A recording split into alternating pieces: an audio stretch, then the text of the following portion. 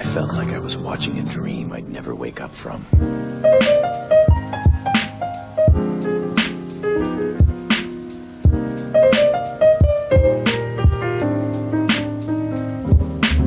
Aujourd'hui, je vous emmène découvrir un de mes endroits préférés au Japon, la préfecture de Gifu. Situé au centre de l'île principale, c'est un endroit dont on ne parle pas forcément, mais qui compte de nombreux trésors, puisque la préfecture de Gifu est quand même assez grande. J'avais prévu d'en faire un épisode il y a 2 ans suite à un road trip avec Mutsumi qui habite là-bas, mais pour le coup j'avais vraiment adoré, et donc ça m'a donné envie de découvrir un peu plus la préfecture, donc j'ai préféré attendre et retourner plusieurs fois dans la préfecture de Gifu pour mieux découvrir cette préfecture et en faire une grosse vidéo que vous allez voir maintenant. Cette vidéo va donc regrouper 2 gros voyages récents, un avec Mutsumi dans les endroits les plus touristiques de la préfecture et un avec Hideto dans des endroits plus secrets et reculés. Et on commence par Ogaki au sud-ouest de la préfecture. C'est un endroit qui a la particularité de compter 2 châteaux et qui est surtout très célèbre pour ses cerisiers qui en font une destination magique pour le printemps.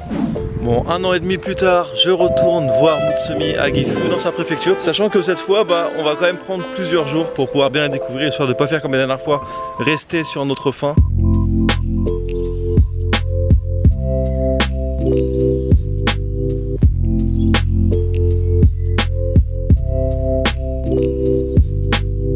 Et donc là on arrive là mine de rien au niveau des bateaux justement.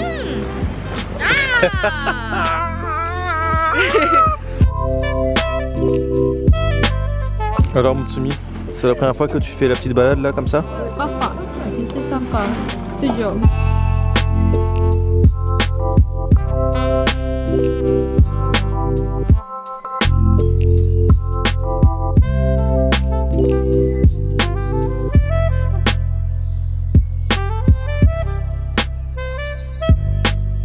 Bon, franchement le petit tour c'est validé, c'était très sympa. Contrairement à Kurashiki qui est très court, celui-là dure assez longtemps, surtout avec les cerisiers, franchement ça rend le truc assez magique.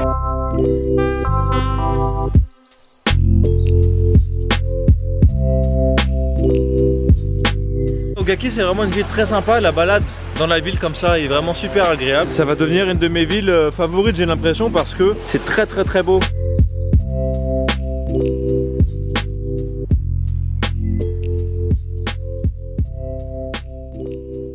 Le lendemain, on est allé visiter les 2 endroits les plus célèbres et touristiques de Gifu, Shirakawa-go et Takayama. Shirakawa-go, c'est un village connu pour ses maisons au toit de chaume qui était auparavant très isolé du reste du Japon, ce qui fait qu'il s'est développé dans un style assez particulier. Takayama, juste à côté, est un endroit de plus en plus prisé par les touristes parce que son quartier historique est très joli et on trouve beaucoup de distilleries de saké. Je me suis rendu plusieurs fois dans ces 2 endroits puisque ce sont vraiment les 2 gros spots connus de Gifu. Donc dans la séquence qui suit, vous aurez un mélange de plusieurs voyages que j'ai pu faire. Nouvelle journée dans la préfecture de Gifu. Donc je vais retrouver encore Mutsumi et cette fois on va découvrir le nord de la préfecture avec Shirakawa-go et Takayama.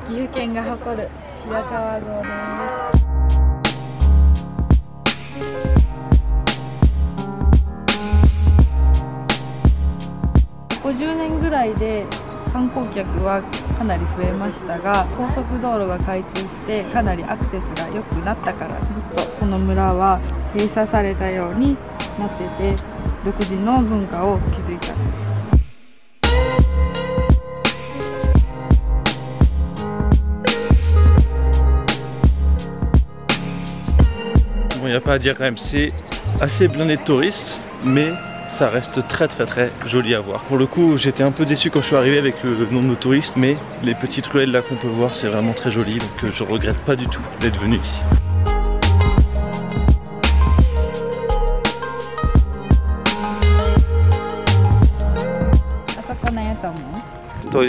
Ah, bravo! C'est ça? Oui.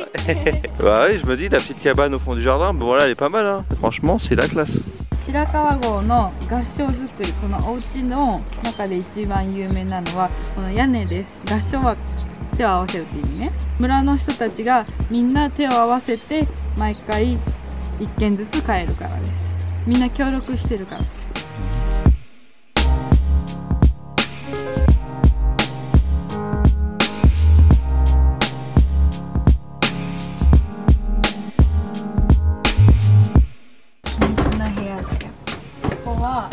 蚕を育てた部屋。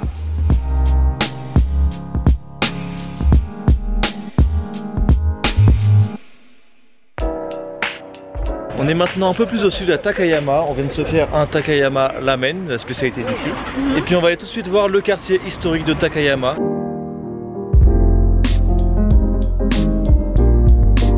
Pour le coup, Takayama, on me disait pas mal, il y a plein de touristes, etc. Je pensais que ça allait être comme chez la Kawago, mais en fait pas du tout. Là, il y a vraiment personne. Vous voyez, hein, là, je triche pas. Hein.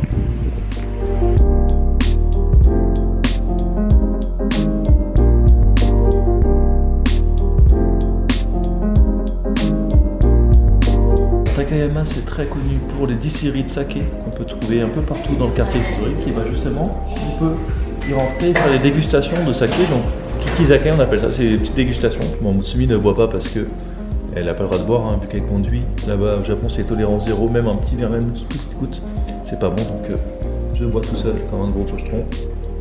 Tout triste, qui boit son saké tout seul là. Mais bon, c'est quand même. C'est juste pour dégustation, hein. Bah oui, c'est la dégustation.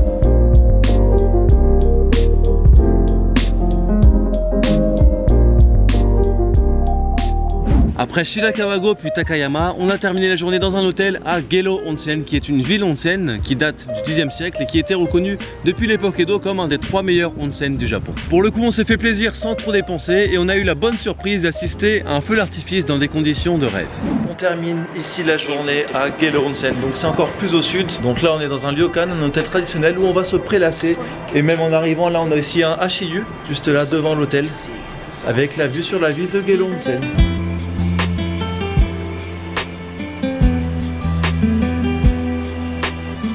Alors, monsieur Ichiban Japan, vous faites quoi?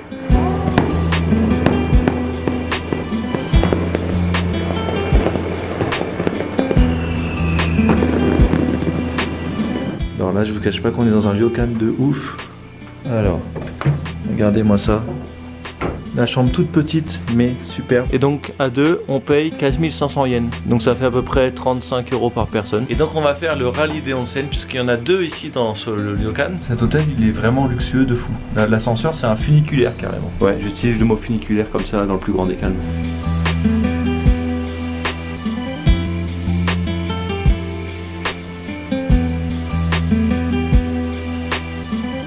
Le onsen, c'était juste excellent, il y avait un bain extérieur. J'ai parlé avec 2 papis, donc c'est comme j'ai déjà dit, hein, les rencontres à poil dans le onsen, et bah là c'était clairement ça. Et ce qui suit généralement un bon onsen, et bah c'est un bon repas. Donc on a ici du Hidagyu, le bœuf de Hida. Il n'y en a pas beaucoup, hein. J'ai payé 1000 yens pour ça, mais bon. Et là je suis obligé de faire le petit, le fameux El Famoso PFZS. Alors bien sûr ça fait longtemps que je ne l'ai pas fait parce que bon je suis pas trop fan du comique de répétition à outrance, on va me traiter de gros forceur après. Mais allez, là ça fait longtemps et puis ça le mérite. C'est ça toi? Mais non, c'est tout à fait normal.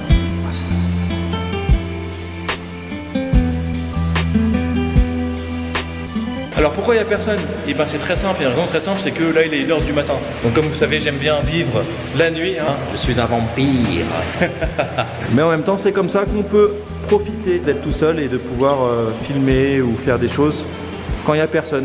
Alors c'est bien quand il y a du monde aussi, hein, même si là en fait là vous le voyez pas, mais il y a quelqu'un qui est arrivé, je lui ai demandé si je pouvais filmer un petit peu avant d'entrer. Donc je pense qu'on va passer un petit moment tous les deux à poil.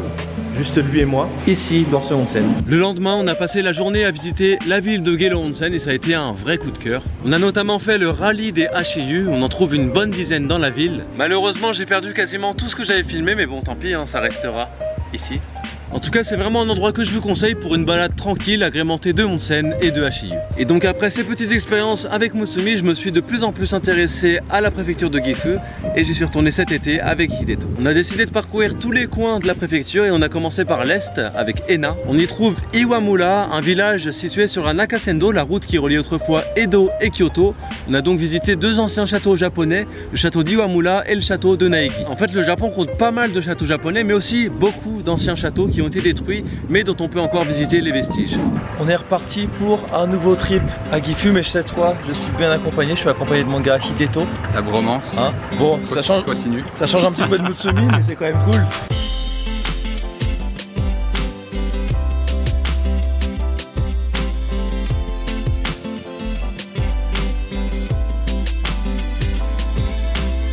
On est ici à Iwamura. Donc ici on est sur la Nakasendo, donc c'est la route qui reliait autrefois Edo, donc Tokyo, l'ancien nom de Tokyo, à Kyoto. Et il y avait 2 routes à l'époque, Nakasendo et Tokaido. Et celle-là, la Nakasendo, c'est celle qui était la plus empruntée puisque c'est celle qui passait par les montagnes alors que l'autre allongeait la mer. C'est la reine. C'est la reine d'Iwamura. Ah mais non, mais excellent, regarde, ils se font des câlins. Ah mais c'est trop mignon. C'est assez spécial quand même de mettre un extincteur dans un truc en bois. Si la maison prend feu. C'est vrai que c'est pas mal. Et donc ici on a même des endroits où on peut venir visiter comme cette maison. Donc ça date d'il y a 400, 500 ans, un truc comme ça. C'est incroyable là tout ce qu'il y a. C'est une petite caverne au trésor ici. Là.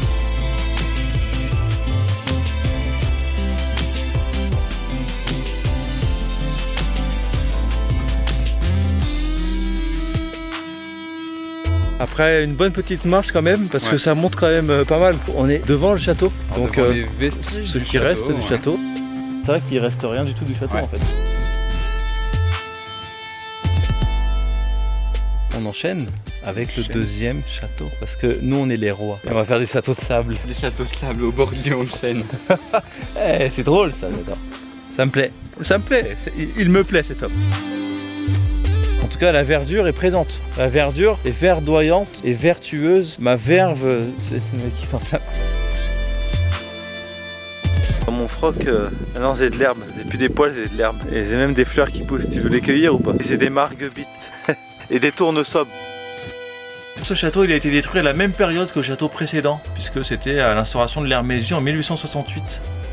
Il faut savoir qu'en fait l'ère Meiji c'était un ère de renouveau et donc tous les châteaux, tout ce qui était l'image du Moyen-Âge, tout ça a été vraiment balayé. Excuse-moi, mais qui t'a sonné en fait, juste pour savoir? Ah, je ne sais pas. Ah, je repars. Ok, voilà, merci. Je trouve pas, on est comme dans un jeu vidéo. On escalade les ruines du donjon des 7 comtés de la province. De la province du dragon. Le soir, on s'est ensuite fait plaisir avec un onsen de fou, toujours à Ena. Alors pour le coup, attendez-vous à voir chaque soir des onsen durant toute cette semaine de voyage parce que la préfecture de Gifu nous a aidé financièrement pour qu'on puisse justement profiter des onsen qui sont vraiment la fierté de Gifu. C'est une des rares préfectures du Japon à ne pas avoir accès à la mer, mais en contrepartie, c'est un vrai paradis pour les onsen. Et pour cette première nuit, on a été gâtés avec en plus une rencontre très drôle avec un jeune japonais. Alors là, avec Hideto, après une belle journée où on a visité pas mal de trucs, et écoutez, on se fait un petit onsen et il n'y a personne. Ça c'est pour nous. Ne cherchez pas à voir nos tubs dans le reflet de la vitre. Hein, on a mis une serviette exprès. Et là regardez, on va voir le bain extérieur. Regardez-moi ça. Et là il n'y a personne. Onsen royal, Hideto, une bite de roi, de grand prince. Bon, on s'est fait un ami ici. T'as vu, on dirait c'est une araignée derrière là. Ouais. En fait non. Chikasugi janai daijoubu? Chikasugi.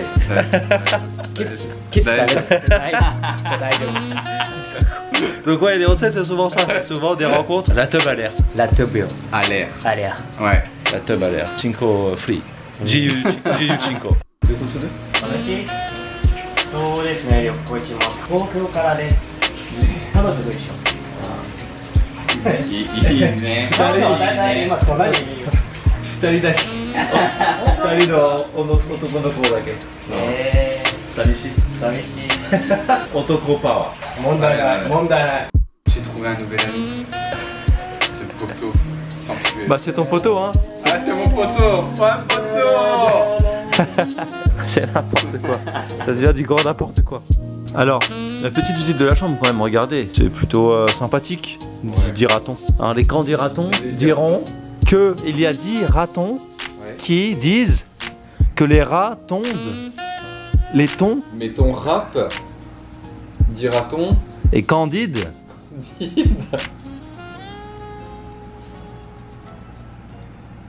Bon vas-y, on va voir le monsieur là. Il a pété. Il a pété comme un pétomane. Vas-y, repète. Pète encore.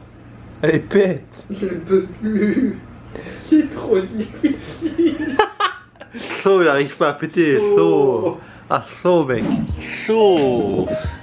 Le lendemain, on est allé à Seki, au sud de la préfecture. C'est un endroit connu dans tout le Japon pour sa fabrication de lames, de couteaux et de katanas depuis plus de 700 ans. On en a également profité pour visiter l'étang de Monet. C'est un étang avec une eau bleutée qui rappelle beaucoup une série de peintures du peintre. Enfin, on s'est adonné à une partie de pêche à l'Ayu, grande spécialité de la préfecture de Gifu. Pour cette nouvelle journée, on est à Seki. C'est un endroit qui est très connu pour les lames. Et donc justement, on va aller voir une démonstration de coupe de bambou. Ça s'appelle du yaigiri.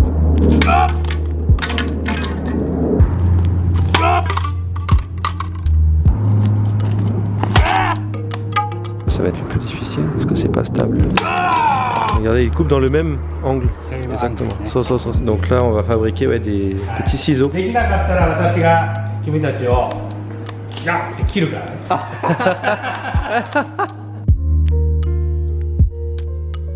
Alors c'est excellent, c'est sympa en fait, ouais, ça nous fait un petit porte-clés. Donc là on a bien sûr la boutique avec plein de couteaux et c'est sympa, ils nous ont donné un truc explicatif. Donc on a la forme de chaque couteau, à quoi ça correspond, qu'est-ce qu'on coupe avec. Voilà le couteau que je me prends. C'est 5300 yens, franchement c'est pas cher, ça fait du 45 €. On est toujours à Seki et maintenant on va aller voir l'étang de Monet. Donc c'est un étang qui à la base n'avait pas de nom. Et comme il ressemble beaucoup à tout ce qui est impressionnisme, tout ça, et bah il a été rebaptisé l'étang de Monet. L'étang de YouTube Monet.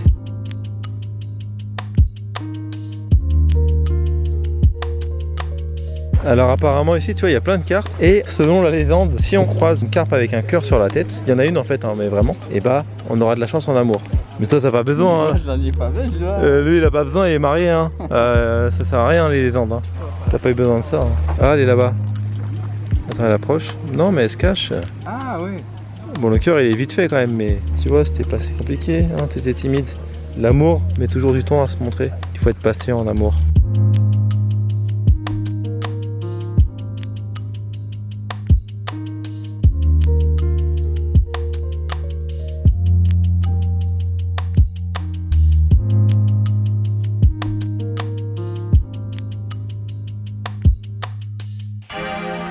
On est en cours de physique chimie. On va devoir chercher la solution soluble.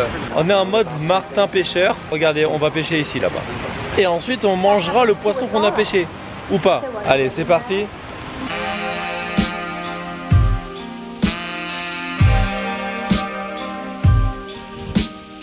La technique est de faire un mouvement circulaire et mouvement du bassin pour avancer comme ça. Voilà, là on est pas mal là. C'est unique et c'est pas droit. Putain, t'es un malade. Putain, le mec a deuxième. C'est sérieux? La soirée, il sort les choses. Ouais, ça tient là. C'est de ma faute. Ça fait 5 éléments, ça va.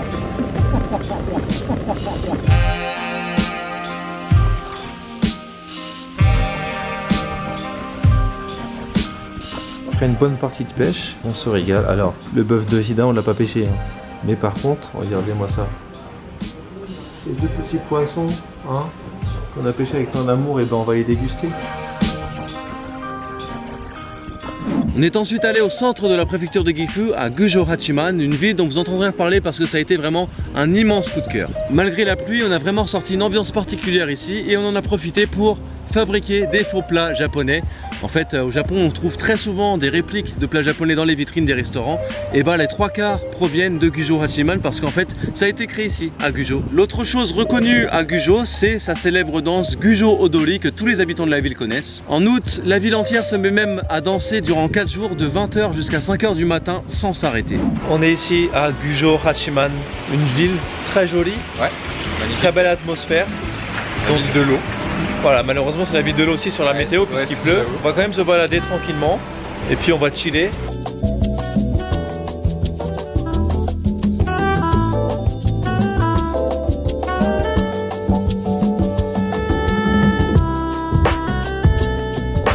Au Japon, dans les restaurants, vous allez souvent voir la reproduction de ce qu'ils vendent à l'intérieur. Regarde le petit melon de panne. Comme il pleut, on en a profité pour faire l'activité ici et c'est bien sympa, c'est une très belle surprise pour le coup. Et tu la tiens à la queue. Toujours tenir la queue. Il a un public, il a un public.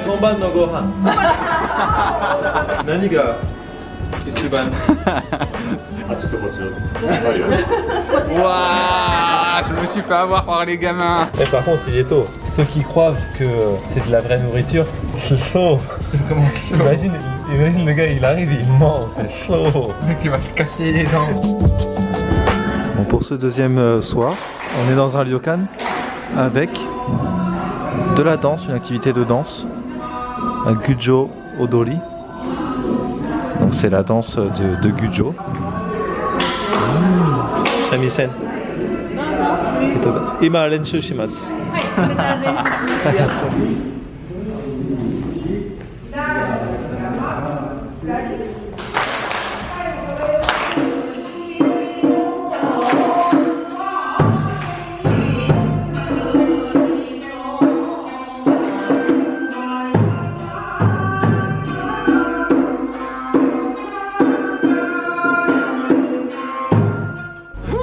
On a bien dansé. Je suis fatigué mais épuisé là. Cet escroc, il a même pas dansé. Il était là, tu sais, tu connais les mecs à la boum. Quand tu fais la boum en 6ème ou en 7ème, Ouais, tu vois. bah, j'étais celui-là. Et bah, ou les soirées dansantes au camping, t'as toujours un mec qui est assis, tu vois, et qui regarde. Et tu sais, il va jamais danser. Et il regarde comme ça, et ses potes sont là, vas-y, viens danser. Non, attends, je regarde. Et pour le coup, alors regarde, ça, c'est mon rêve. Regarde, c'est mon rêve. C'est. Ici, en fait, on est dans un onsen taku. Ou taku onsen, je sais plus dans quel sens. C'est un onsen où on peut faire du ping-pong. Et donc voilà, on va se faire un petit ping-pong.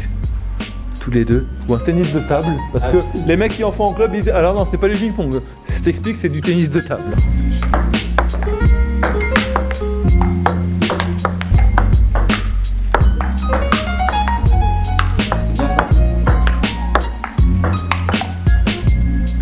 Deuxième jour, deuxième onsen, et celui-là, c'est le genre d'ambiance que j'aime beaucoup. Je le répéterai jamais assez, et quand vous êtes dans un onsen que vous avez un tatouage qui est pas trop volumineux non plus, un petit tatouage comme moi je peux avoir ici, et bah vous prenez une serviette comme ça, vous avez le droit d'emmener avec vous une serviette. Faut pas la mettre dans l'eau par contre, quand vous êtes dans l'eau vous la mettez sur la tête. Ah, je pense que t'auras ma mise en vidéo. On fait beaucoup de onsen là, on va enchaîner pas mal de onsen cette Je semaine. pense que c'est de la semaine du onsen. Mais en même temps la préfecture de Gifu, c'est l'endroit où il faut profiter des onsen. Là on me dit il faut aller à Hakone, machin. Ah, je me bidonne. Sérieusement? Non. Sérieusement? Gifu les gens. Gifu. T'entends pas ou quoi? Tu l'entends? Gifu. Tu l'entends? T'as pas entendu je crois. Gifu. Ok, merci. Je crois qu'il avait pas entendu, c'est pas Ouais. Attends, c'est là? La suite du voyage était encore plus folle avec des onsen, des rencontres et toujours un petit peu de poésie. Mais ça c'est à découvrir dans le chapitre 2. Et je vous cache pas que comme d'habitude j'ai vraiment gardé le meilleur pour la fin.